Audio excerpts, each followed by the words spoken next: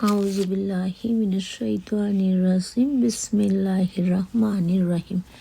আজকে আমরা সূরা সাফ দিয়ে শুরু করব। ছোট্ট ছোট্ট সূরা, দেখি কয়টা সূরার বাংলা শুদ্ধ অর্থ শেয়ার করতে পারি। তবে আজকে সিগনিফিক্যান্স মানে তাৎপর্য শেয়ার করব না, কারণ তাৎপর্যে যেগুলো থাকে ছোট ছোট সূরাগুলোর ভিতরে আমরা সেই কথাগুলোই পেয়ে যাব। আসসালামু আলাইকুম রহমতুল্লাহি ওয়া বারাকাতুহু। তাহলে চলো আমরা শুরু করি।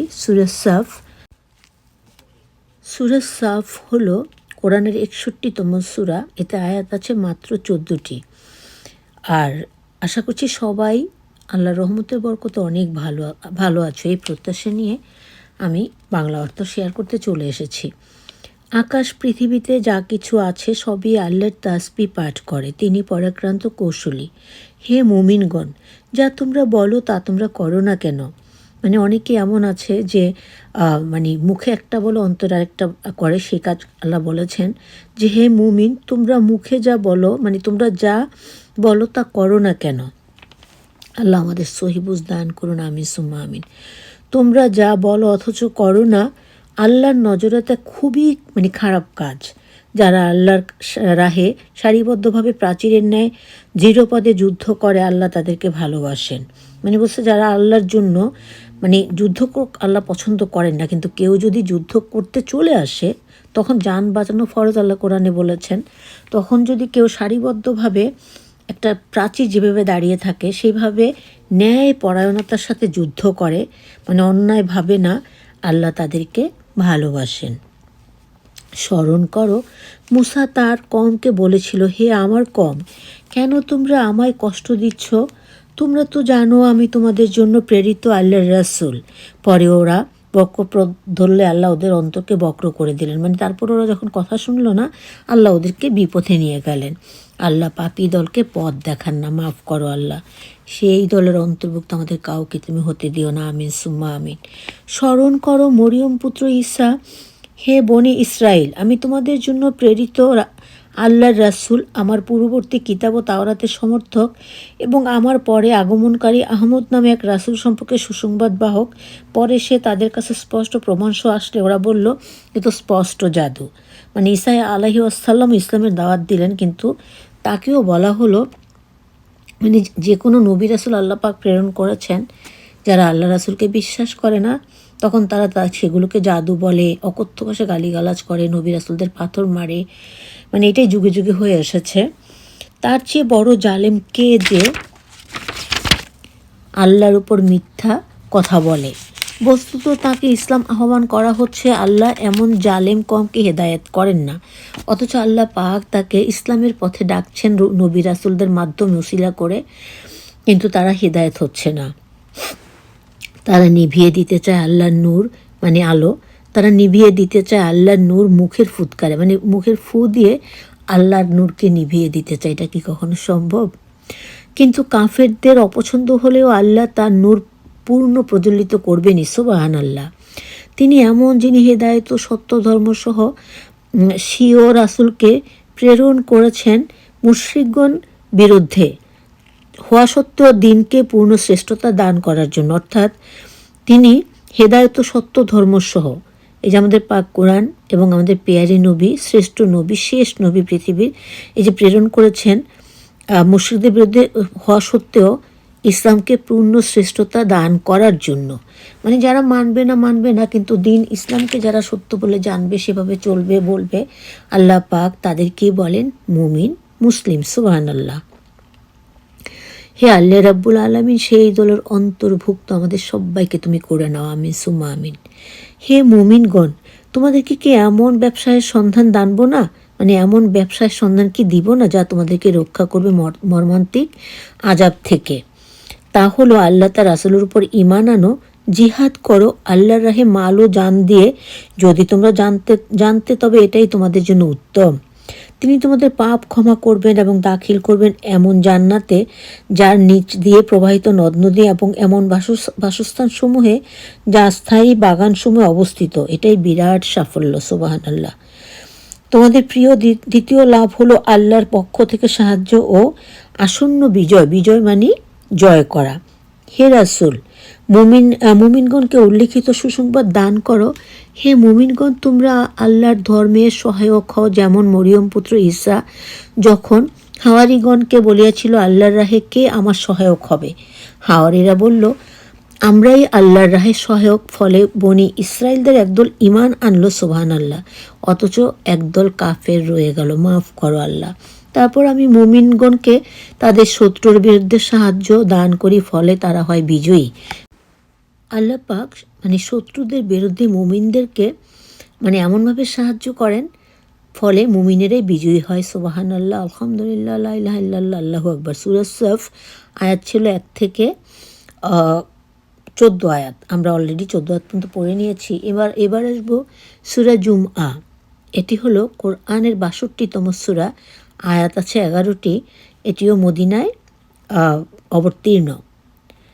এবার আমরা অর্থে চলে যাই। আসমান জমিনের সব কিছু আল্লাহর পবিত্রতা ঘোষণা করে। তিনি বাদশাহ, পবিত্র, পরাক্রান্ত, কৌশলী। তিনি উম্মিদের কি নবীর উম্মত যারা, উম্মিদের হতে একজন পাঠান রাসূল রূপে, যে তাদেরকে শোনায় আল্লাহর আয়াত ও করেন তাদেরকে পাপ মুক্ত এবং শিক্ষা দেন কোরআন ও হিকমত। বস্তুত ওরা এর পূর্বে ছিল প্রকাশ্য গুমরাহিতে নিমজ্জিত, এখনও তাদের দলভুক্ত হয়নি। তাদের জন্য সে প্রেরিত। তিনি পরাক্রান্ত বিজ্ঞানী। এটাই আল্লাহর অনুগ্রহ, দয়া। তিনি যাকে ইচ্ছা তা দান করেন। আল্লাহ মহা অনুগ্রহকারী। যাদেরকে তাওরাতের বিধান দেওয়ার পর তার আনুগত্য করেনি, তাদের দৃষ্টান্ত কিতাববাহী গাধার অনুরূপ। সেই কমের অবস্থা কতটাই খারাপ। যারা অবিশ্বাস করেছে আল্লাহর আজকে, বস্তুত আল্লাহ অত্যাচারী কমকে হেদায়েত করেন না। বলো, হে ইহুদিগণ, যদি তোমরা ধারণ করো যে আমাদের ছাড়া তোমরাই আল্লাহর প্রিয়, তোমরা এই দাবিতে সত্য হলে মৃত্যুকে কামনা করে দেখাও। বস্তুত ওরা কখনো তা চাবে না, ওদের পূর্ব কৃতকার্যের শাস্তির ভয়ে। আল্লাহ জালেমদের বিষয় পরিজ্ঞাত। বলো যে মরণ হতে পলায়ন করতে চায়, সে সম্মুখীন হতে হবে, সেই মরণের সম্মুখীন তাকে হতেই হবে। পরে প্রত্যানীত হবে অদৃশ্য প্রকাশ্যের জ্ঞাতার দিকে, অতঃপর যা করতে তা তোমাদেরকে জানানো হবে কিয়ামতের দিনে। হে মুমিনগণ, জুম্মার দিন আজান দেয়া হলে নামাজের জন্য আল্লাহর জিকির পানে চলে যাও। জুম্মার দিনে যে আজান দেয়া হয়, আজান তো প্রতি ওয়াক্তে হয়, কিন্তু জুম্মার আজানের পর আল্লাহ পাক বলেছেন ব্যবসা বাণিজ্য সব বন্ধ করে তোমরা মসজিদ পানে ছুটে যাও এবং জিকির পানে চলে যাও। ক্রয় বিক্রয় পরিত্যাগ করো, যেটা বললাম যে বেচাকেনা বন্ধ রাখো। বিবেকবান হলে এটা তোমাদের পক্ষে উত্তম। বিবেক যদি আল্লাহ তোমাদের মধ্যে দিয়ে থাকেন, তোমরা অবশ্যই সে বুঝতে পারবে যে এটা কেন বলা হয়েছে। তারপর নামাজ শেষ হলে নেমে পড়ো রোজগারে। তারপরে কি করবে? মসজিদ থেকে জুম্মার নামাজ পড়ে আবার যার যার রোজগারে তোমরা নেমে পড়বে আল্লাহর নাম নিয়ে। খুঁজে বেড়াও আল্লাহর অনুগ্রহ, বেশি বেশি আল্লাহকে স্মরণ করো, হয়তো হবে সফল কাম। সুবহানাল্লাহ। ওরা ব্যবসার সুবিধা ও খেল তামাশা দেখলে তোমাকে দাঁড় করে সেদিকে ছুটে যায়। বলো, আল্লাহর কাছে যা আছে তা খেল তামাশা থেকে অনেক উত্তম। ব্যবসা হতেও আল্লাহ উত্তম রুজিদাতা। অনেকে আছে যে আল্লাহর মসজিদে নামাজ পড়তে যায় না বা নামাজ কালাম করে না, আজে বাজে দিকে ছুটে। আল্লাহ পাক সেটাই বলেছেন যে তাদেরকে বলে দাও, এক আল্লাহই পারেন আমাদের সব বালা মুসিবত দূর করতে, আমাদেরকে খাওয়াতে পড়াতে। সো তোমরা আল্লাহর পথে রুজি রোজগারের চেষ্টা করো এবং আল্লাহর ইবাদত করো। সুবহানাল্লাহ, আলহামদুলিল্লাহ, লা ইলাহা ইল্লাল্লাহ, আল্লাহু আকবার। এটি ছিল 11 আয়াত পর্যন্ত পড়ে নিলাম। এবার আমরা পড়ব সূরা মুনাফিকুন। সূরা মুনাফিকুন সেটা অবশ্যই জানি মুনাফিক কারা, যারা আল্লাহর কথা শুনে না, রাসূলের কথা শুনে না। এই সূরাটা হলো 63 নম্বর সূরা কোরআনের, আয়াত হলো 11টি। এটিও মদিনায় অবতীর্ণ। মুনাফিকরা তোমার কাছে এসে বলে, সাক্ষ্য দিচ্ছি আপনি তো আল্লাহর রাসূল। আল্লাহ জানেন তুমি অবশ্যই তার রাসূল। স্বয়ং আল্লাহ সাক্ষ্য দেন মুনাফিকরা মিথ্যুক। যে মুনাফিকরা এসে বলে আমরা জানি তুমি আল্লাহর রাসূল, কিন্তু আসলে তারা মনে মনে এটা মেনে নেয় না। আল্লাহ পাক তো সব কিছুর খবরই রাখেন, তাই না? ওরা ওদের কমকে ঢাল রূপে ব্যবহার করে। এভাবে ওরা নিবৃত্ত করে মানুষকে আল্লাহর পথ থেকে। ওদের কর্মকাণ্ড নিতান্তই জঘন্য। তাই এই জন্য যে ঈমান আনার পর কুফরি করেছে, তাই মোহর করা হয়েছে ওদের অন্তরে। ফলে ওরা বুঝেও বোঝে না। ওদের প্রতি তাকালে ওদের অবয়ব চেহারা সুন্দর মনে হবে। আর ওরা কথা বলবে, ওদের কথা সাগ্রহে শুনো, যদিও ওরা প্রাচীরে ঠেকানো কাঠের মতো। কোনো উচ্চবাচ্য শুনলে ওরা ভাবে ওদের বিরুদ্ধে, ওরাই দুশ্মন, ওদেরকে ত্যাগ করো। আল্লাহ তাদেরকে বিনাশ করুক। কোথায় আছে ওরা? ওদিকে বলা হলে, আসো আল্লাহর রাসূল তোমাদের জন্য ক্ষমা চাইবেন। ওরা হয় তখন বিমুখ, মানে সেই কথা তারা শুনে না, এবং তুমি দেখতে পাওয়া ওরা সগর্বে ফিরে যায়, মানে খুব অহংকার করতে করতে চলে যায়। ওদের জন্য তুমি ক্ষমা চাও অথবা না চাও, দুইটাই সমান। আল্লাহ ওদেরকে কখনই ক্ষমা করবেন না। আল্লাহ ফাসেক কমকে সৎপথ দেখান না। আল্লাহ সেই দলের অন্তর্ভুক্ত আমাদের কাউকে তুমি হতে দিও না। আমিন সুম্মা আমিন। ওরাই বলে বেড়ায়, রাসূলদের অনুসারীদের জন্য ব্যয় করো না, অন্যথা ওরা কেটে পড়বে। আকাশ পৃথিবীর ধনভাণ্ডার আল্লাহর কাছে, কিন্তু দুঃখ যে মুনাফিকরা তা বোঝে না। তারা বলে, আমরা মদিনায় প্রত্যাবর্তন করলে সম্মানীগণ সেখান হতে ইতরদের বহিষ্কার, মানে বের করে দিবে, কিন্তু সম্মান আল্লাহর এবং তার রাসূলের ও মুমিনদের। কিন্তু মুনাফিকরা তা বোঝে না। আল্লাহ পাক বলেন, সম্মান হলো আল্লাহর, রাসূলদের এবং মুমিন, মানে যারা নবীর সুন্নাহ এবং কোরআনকে মেনে চলে তাদের জন্য। কিন্তু মুনাফিকরা আসলে সেটা বুঝতে পারে না। হে মুমিনগণ, তোমাদের কিন্তু মাল ও আওলাদ, মানে সন্তান যেন তোমাদেরকে উদাসীন না করে আল্লাহর জিকির থেকে। আল্লাহ পাক বলেছেন, হে মুমিনগণ, তোমাদের মাল, এই যে টাকা পয়সা ধন এগুলো, এবং সন্তান, তোমাদেরকে যেন আল্লাহকে ডাকার পথে বাধা না হয়। যারা তা করে তারাই হলো ক্ষতিগ্রস্ত। আমি যা তোমাদেরকে দান করেছি তা থেকে ব্যয় করো। মৃত্যু আগমন একথা বলার পূর্বে, হে আল্লাহ, আমাকে দুনিয়াতে আরও কিছুদিন রাখলে না, তবেই তো দান সদকা করে নেককারদের অন্তর্ভুক্ত হতাম। মানে এই কথাগুলো আমরা প্রায় সূরাতেই পাই। মানে যখন কিয়ামত হবে, যখন বিচার হবে, আর যারা দোজখে যাবে তখন বলবে যে আর কিছুদিন আমাদেরকে দুনিয়াতে রেখে দিতে, বা আমাদের আবার পাঠিয়ে দাও, আমরা দান সদকা করে তোমার পথে ফিরে আসবো, নবীজির সুন্নাহ মতে ফিরে আসবো। কিন্তু এটা তো আল্লাহ পাক আর দিবেন না। নির্ধারিত কাল ছাড়া আল্লাহ কাকেও অবকাশ দেন না। আল্লাহ পাক বলছেন, সেই দিনে আর কাউকে অবকাশ দেবেন না, তোমরা যা করো আল্লাহ তা সবই জানেন। সূরা তাগাবুন, এটা হলো কোরআনের 64 নম্বর সূরা। এটা মদিনায় অবতীর্ণ, আয়াত আছে 18টি। বিসমিল্লাহির রহমানির রহিম। আসমান জমিনের সব কিছু আল্লাহর পবিত্রতা বর্ণনা করে, তারই রাজত্ব, তার প্রশংসা, এবং তিনি সব কিছুর উপর সর্বশক্তিমান। তিনি তোমাদেরকে সৃষ্টি করেছেন, তোমাদের কেউ কাফের এবং কেউ মুমিন। আল্লাহ তোমাদের কার্যাবলী, মানে কাজকর্ম ভালোভাবে দেখেন। তিনি আসমান জমিন যথাযথভাবে সৃষ্টি করেছেন, তোমাদেরকে আকৃতি দিয়েছেন, সৌন্দর্য দিয়েছেন, তার দিকে আমাদেরকে ফিরে যেতে হবে।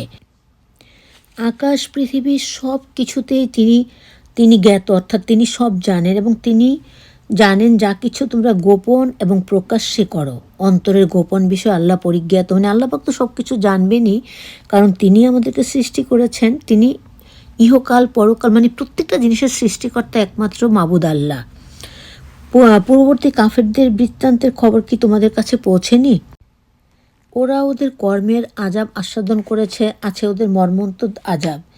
তাই এই জন্য যে রাসূল করিম সাল্লাল্লাহু আলাইহি সাল্লাম ওদের কাছে দলিল সহ এলে ওরা বলল, আমাদেরকে একটি মানব পথ দেখাবে? ওরা করলো কুফরি, হলো বিমুখ। এতে আল্লাহ হন তাদের প্রতি বিমুখ, মানে আল্লাহ তাদের প্রতি ক্ষেপে যান। আল্লাহ স্বনির্ভর, প্রশংসিত। ওরা ভাবে কাফেরেরা কখনো পুনরুত্থিত হবে না, মানে কাফেররা কখনোই আর জেগে উঠবে না। বলো, হবেই রবের কসম, মানে আল্লাহর কসম, অবশ্যই ওরা আবার জেগে উঠবে। পরে যা করত তা জানানো হবে, আর এটা হলো আল্লাহর কাছে অতি সাধারণ কাজ। সুতরাং আল্লাহ তার রাসূলের বিশ্বাস করে, এবং আমার অবতীর্ণ কোরআনেও। আল্লাহ পাক বলেছেন, আমি যে রাসূলকে পাঠিয়েছি, অনেক রাসূলই তিনি পাঠিয়েছেন, কিন্তু সর্বশ্রেষ্ঠ রাসূল হলেন আমাদের প্রিয় নবী, পৃথিবীর শ্রেষ্ঠ এবং শেষ নবী হজরত মুহাম্মদ সাল্লাল্লাহু আলাইহি ওয়াসাল্লাম। আল্লাহ পাক বলেছেন, তার অনুসরণ করো, সাথে কোরআনের অনুসরণ করো। কোরআনও আমাদের নবীজির উপরে অবতীর্ণ হয়েছে। তাহলেই তোমরা যা করো আল্লাহ তা অবহিত, মানে তাহলেই তোমরা জান্নাত পেতে পারো। স্মরণ করো কিয়ামত দিনে আল্লাহ তোমাদেরকে একসাথে করবেন। সেদিন হবে লাভ লোকসানের খতিয়ান। যে আল্লাহ বিশ্বাস করে এবং সৎ কাজ করে, আল্লাহ তার পাপ মোচন, মানে পাপ মুছে দিয়ে তাকে জান্নাতে দাখিল করবেন। সুবহানাল্লাহ, আলহামদুলিল্লাহ, লা ইলাহা ইল্লাল্লাহ, আল্লাহু আকবার। যার নিচে প্রবাহিত নদ নদী, তারা থাকবে সেখানে স্থায়ীভাবে। এটা হবে তাদের জন্য বিশাল পুরস্কার। পক্ষান্তরে যারা কাফের এবং প্রত্যাখ্যান করে আমার আয়াত ওরাই জাহান্নামী, সেখানে হবে তারা স্থায়ী। সেই জায়গাটা কতই না জঘন্য জায়গা। আল্লাহ মাফ করো আমাদেরকে। আল্লাহর অনুমতি ছাড়া কোনো দুঃখই আপতিত হয় না। যে আল্লাহ বিশ্বাসী সুপথ দেখান তিনি তার অন্তরকে। আল্লাহ সর্ববিষয়ে সব কিছু জানেন। আল্লাহ রাসূলের আনুগত্য করো।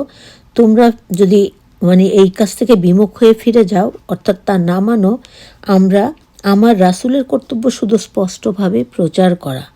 আল্লাহ তিনি ব্যতীত মাবুদ নেই, অতএব আল্লাহর উপর মুমিনগণ ভরসা রাখুক। আমিন সুম্মা আমিন।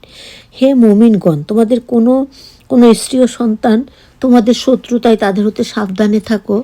যদি তাদেরকে মাফ করো, উপেক্ষার ক্ষমা করো, তবে আল্লাহ ক্ষমাশীল দয়ালু। আল্লাহ পাক বলেছেন, হে মুমিনেরা মুসলিমরা, তোমাদের কোনো স্ত্রী ও সন্তান তোমাদের শত্রু, তাদের থেকে সাবধানে থাকো, তাদেরকে উপেক্ষা করো, কিন্তু পারলে ক্ষমা করে দাও, কারণ আল্লাহ ক্ষমাশীল দয়ালু। আল্লাহ ক্ষমাকে ভালোবাসেন। আর আমরা তো চাইবই যে তারাও যেন আল্লাহ তোমার পথে ফিরে আসে, নবীর সুন্নাহ মোতাবেক, কোরআন মোতাবেক। আমিন সুম্মা আমিন। তোমাদের মাল, দৌলত এবং আওলাদ পরীক্ষা বিশেষ। আল্লাহর কাছে আছে বিশাল পুরস্কার। আল্লাহকে যথাসম্ভব ভয় করো, তার হুকুম শুনো, আনুগত্য করো ও ব্যয় করো আপন কল্যাণে। আর যারা প্রলোভন লোভ থেকে সংযত থাকবে তারাই সফল কাম। আল্লাহকে ঋণ দান দিলে তোমাদের জন্য তা বৃদ্ধি করবেন এবং তোমাদেরকে ক্ষমা করবেন। আল্লাহর গুণগ্রাহী সবুরকারী। আল্লাহ গুণগ্রাহী সবুরকারী সবুরকারী ধৈর্য ধরা। তিনি গোপন ও প্রকাশ্য সব বিষয়ে জানেন। পরাক্রান্ত সুকৌশলী কে? তিনি আমাদের আল্লাহ রাব্বুল আলামিন। বিসমিল্লাহির রহমানির রহিম। এবার আমরা আছি সূরা তালাকে। এটি হলো কোরআনের 65 নম্বর সূরা, আয়াত আছে 12টি। এটি মদিনায় অবতীর্ণ। হে নবী, যখন তোমরা আপন স্ত্রীকে তালাক দিতে চাও, ওদিকে তালাক দিয়ে ইদ্যতের খেয়াল রেখে হিসাব রেখো ইদ্যতের। তোমাদের রব আল্লাহকে ভয় করো। বহিষ্কার করো না ওদেরকে গৃহ থেকে, বের করে দিও না ঘর থেকে। ওরাও যেন ঘর থেকে বের না হয়, ব্যতীত ওরা লিপ্ত হয় প্রকাশ্য অশ্লীল কর্মে না হয়, কারণ তাইলে তারা প্রকাশ্যে খারাপ কাজ করবে। এটাই আল্লাহর বিধান। আল্লাহর বিধান যে লঙ্ঘন করবে, মেনে চলবে না, সে নিজের উপর জুলুম করে। তুমি জানো না, হয়তো অতঃপর আল্লাহ সৃষ্টি করে দেবে নতুন কোনো উপায়। ওদের ইদ্যত পূরণকাল আগমন করলে তোমরা হয় ওদেরকে যথানিয়মে রাখবে, নয় বিধিমতো ত্যাগ করবে এবং সাক্ষী রাখবে তাদের হতে ন্যায়পরায়ণ ব্যক্তিকে। সাক্ষী দেবে আল্লাহর জন্য। এর দ্বারা উপদেশ দেওয়া হচ্ছে আল্লাহর উপর এবং আখেরাতের উপর আস্থাশীলগণকে বিশ্বাসীগণকে। এবং যে আল্লাহকে ভয় করে, আল্লাহ তার জন্য পথ করে দেবেন, আর তাকে কল্পনাতীত যে আমরা কল্পনাও করতে পারবো না এমন জায়গা থেকে রুজি দান করবেন। সুবহানাল্লাহ। যে আল্লাহর উপর নির্ভরশীল তার জন্য তিনিই যথেষ্ট। সুবহানাল্লাহ। তোমাদের স্ত্রীগণের মধ্যে যারা হায়েজ হতে নিরাশ হয়েছে, তাদের তোমরা সন্দেহ পোষণ করলে তাদের ইদ্যত হলো 3 মাস। আর যাদের হায়েজ এখনও হয়নি, গর্ভবতী নারীদের ইদ্যত হচ্ছে সন্তান প্রসবকাল পর্যন্ত। যে আল্লাহকে ভয় করে, আল্লাহ তার জন্য সকল কাজ সহজ করে দেন। আমিন সুম্মা আমিন। এটা আল্লাহরই হুকুম, তিনি তা তোমাদের উপর নাজিল করেছেন। আল্লাহকে যে ভয় করে তিনি পাপ মুছে দিবেন বিরাট পুরস্কার। তোমরা সামর্থ্য অনুযায়ী যেই শ্রেণীর ঘরে বাস করো, ওদেরকে সেরূপ গৃহে বাস করতে দাও। অশান্তি করে ওদের সংকটে ফেলো না, বিপদে ফেলো না। তালাক প্রদত্তা স্ত্রী গর্ভবতী হলে তাদের খরচ বহন করো যতদিন না সন্তান প্রসব করে। আর তোমাদের সন্তানদেরকে স্তন্য দিলে তাদেরকে উজরত দিও। এসবে পরস্পর সঙ্গত বিবেচনা করে নিবে। আর স্ব দাবিতে অটল হলে অন্য নারী স্তন্য দিবে। আল্লাহ পাক বলেছেন, তোমরা যে ঘরে থাকো তাদেরকে সে ঘরে থাকতে দাও। অশান্তি করে তাদেরকে বিপদে ফেলো না। আর তালাকপ্রদত্তা স্ত্রী গর্ভবতী হলে বাচ্চা হওয়ার আগ পর্যন্ত তাকে খরচ বহন করো। এবং সন্তান প্রসব করলে সন্তানদিগকে মায়ের দুধ খেয়েই তো সন্তান বড় হয়, সেই সুযোগটা দেওয়ার জন্য। আর এরকম সুযোগ না থাকলে বলেছে অন্য নারী তাকে স্তন্য দিবে, অর্থাৎ দুধ খাওয়াবে। ধনী নিজ সাধ্য অনুযায়ী ব্যবস্থা করবে এবং যাদের অবস্থা অসচ্ছল তারা সন্তানের জন্য খরচ করা উচিত আল্লাহর দান অনুপাতে। আল্লাহ যাকে যে সামর্থ্য দিয়েছেন তার চাইতে গুরু বোঝা, তারপরে তিনি চাপান না। অসচ্ছলতার পর আল্লাহ সত্তরই সচ্ছল করে দেবেন। সুবহান আল্লাহ। অনেক পল্লীবাসী আল্লাহ ও তার রাসূলের হুকুম থেকে ঔদ্ধত্য প্রকাশ করেছিল, মানে অনেক অনেক গ্রামের লোক আল্লাহ ও রাসূলের হুকুম হতে মানে খুব রূঢ় আচরণ করেছিল, মানে অন্যায়ভাবে, এবং তারা তা বিশ্বাস করেছিল না। ফলে কঠোরভাবে তার হিসাব দিয়েছি তাদেরকে কঠোর শাস্তি। ফলে তারা নিজের কাজের সাজা আস্বাদন করেছে, ওদের কাজের পরিণতি অনিষ্টই। মানে যারা আল্লাহ এবং রাসূলকে বিশ্বাস করে না, তাদের কাজের বিনিময়ে তারা শাস্তি ছাড়া কিছুই পাবে না। ফলে তারা নিজের কাজের সাজা আস্বাদন করেছে, ওদের কাজ পরিণতি অনিষ্টই। আল্লাহ ওদের জন্য প্রস্তুত রেখেছেন কঠিন সাজা। হে জ্ঞানী মুমিনগণ, আল্লাহকে ভয় করো। আল্লাহ অবতীর্ণ করেছেন তোমাদের কাছে এমন নসিহত, এমন এক রাসূল যিনি আল্লাহর আয়াত তোমাদের কাছে স্পষ্ট পড়েন, মুমিন ও নেককারগণকে অন্ধকার থেকে বের করে আনার জন্য আলোর দিকে। মানে এমন এক রাসূল আল্লাহ পাক পাঠিয়েছেন, এটা আমাদের নবী করিম সাল্লাল্লাহু আলাইহি সাল্লামের কথা বলা হয়েছে, যিনি এটা পড়ে শোনান যাতে করে তোমরা অন্ধকার থেকে আলোর দিকে আসতে পারো, অর্থাৎ ভুল কাজ ছেড়ে নবীর সুন্নাহ মোতাবেক, কোরআন মোতাবেক আল্লাহর দেখানো পথে চলতে পারো। আমিন সুম্মা আমিন। যে আল্লাহর প্রতি বিশ্বাস রাখে এবং সৎ কাজ করে তাকে তিনি প্রবেশ করাবেন এমন জান্নাতে, যার তলদেশে প্রবাহিত নদ নদী হবে সেখানে স্থায়ী সর্বকালীন। তার জন্য আল্লাহ ব্যবস্থা রাখবেন উত্তম রিজিকের। মানে সব সময় আল্লাহ তার মুমিনদের জন্য পরকালে উত্তম রিজিক, মানে হালাল রিজিক রাখবেন, এবং যত ইচ্ছা তত সেই মুমিন ব্যক্তিগণ খেতে পারবেন। সুবহান আল্লাহ। আল্লাহ সৃষ্টি করেছেন সপ্ত আকাশ, মানে 7 আকাশ, এবং তার মতো সংখ্যায় জমিন। এদের পরে অবতীর্ণ হয় তার নির্দেশ, যেন তারা জানে এ হতে পারে আল্লাহ সব কিছুর উপর ক্ষমতাবান। মানে এটা আল্লাহ যে সব কিছুতে জ্ঞাত, মানে জানে, এটা যেন আমরা মানুষরা বুঝতে পারি। আর সব কিছুই আল্লাহ বেষ্টন করে রেখেছেন। সুবহান আল্লাহ, আলহামদুলিল্লাহ, লা ইলাহা ইল্লাল্লাহ, আল্লাহু আকবার। আমি আজকে তোমাদের সাথে ছোট ছোট বেশ কয়েকটি সূরার বাংলা অর্থ শেয়ার করেছি। সবাই মনোযোগ দিয়ে শুনবে এবং আমল করার মনোভাব নিয়ে শুনবে। যে কথাগুলো আমি প্রায়শই বলে থাকি, যদি আমাদের মনে এই চিন্তা ভাবনাটা থাকে যে আমরা নবীর সুন্নাহ মোতাবেক, কোরআন মোতাবেক আল্লাহর রহমতের বরকতে চলতে শিখব, বলতে শিখব, তাহলে আল্লাহ পাকই আমাদের জন্য সেই পথকে সহজ করে দেবেন। আমিন সুম্মা আমিন। সবাই ভালো থাকবে, সবার জন্য অনেক দোয়া এবং অনেক ভালোবাসা আমাদের জন্য দোয়া করবে। আবারও আসসালামু আলাইকুম ওয়া রাহমাতুল্লাহি ওয়া বারাকাতুহু। আল্লাহ হাফিজ।